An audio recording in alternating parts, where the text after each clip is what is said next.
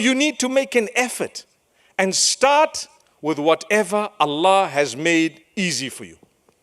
For me, it might be easier to do XYZ. For you, it might be easier to do ABC.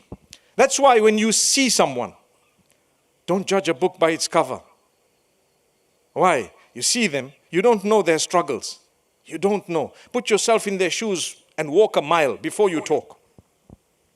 Because they could have managed to come so close to Allah, and one of your words can crush them just because you felt holier than thou. That's what it was. But you don't know how much effort they've made and how they've come and how far they've come, how much they've achieved. So go easy on people. Rather encourage them. MashaAllah, my brother, we need to do this.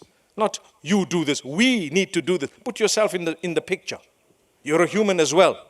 Sister, we need to do this. Come, let's go together. Let's do this. Let's achieve this. Oh, let's go for whatever it might be. Something good. And we will do it together by the will of Allah. That's how you empower people.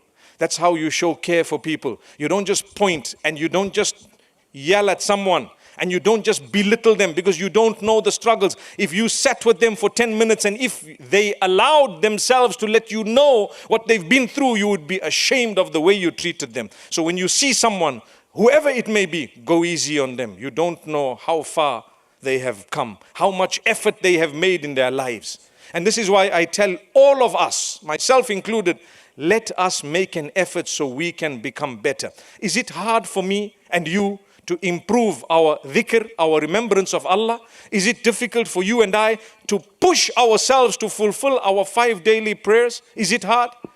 See what Allah does for you.